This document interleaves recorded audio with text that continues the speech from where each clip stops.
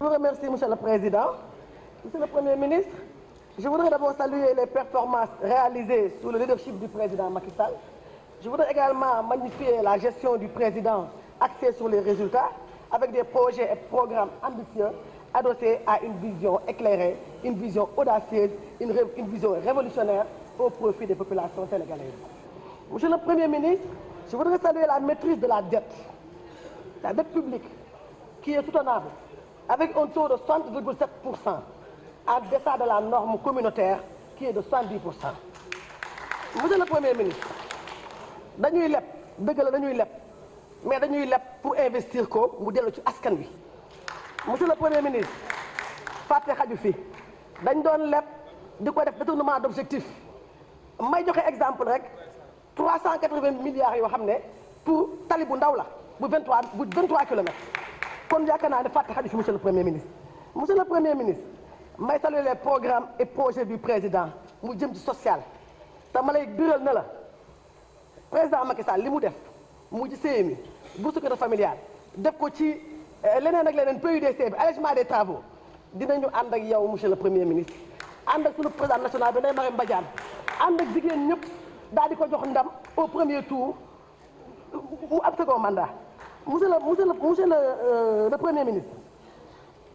damay rafetlu également classement Sénégal bi nga xam ne dafa bokk ci 5 pays yi nga xam ne dañu bokk ci à risque pays à risque d'endettement faible.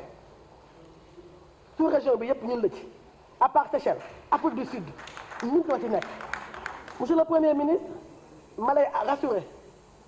di la wax ne rassurer président Macky Sall que dinañu àndandoo ñun ñëpp mu jigéen ñi ànd ak moom jigéen ci mouvement associatif yi jigéen ci mouvement féminin yi ànd ak suñu président national Ndeye Marième Badiane ànd ak yow monsieur le Premier ministre jox ndam ki nga xam ne mooy président Macky Sall dès le premier tour. Monsieur le Premier ministre, damaa dëkk Kaolack béykat yi kontaan lool danañoo ñëw président Macky Sall dafa ñëw ne bu ñu waxati benn paysan baadoo la mu ñëw jiw ñoon jox ñeneen ña mu dem aux ayants droit waa paysans yi nee nañu mbapat amatul bon impayé amatul waaye monsieur le Premier ministre nee nañ la taxe de l'exportation nga jàppale leen si parce que chinois ak hollandais yi boycotté nañu dem nañ fa ca Gambie. Monsieur le Premier ministre, boo demee fa ca Casamance île de Dioké mu jàkkaarloo île de Carabane dañ fay tabax ay liggéeyu port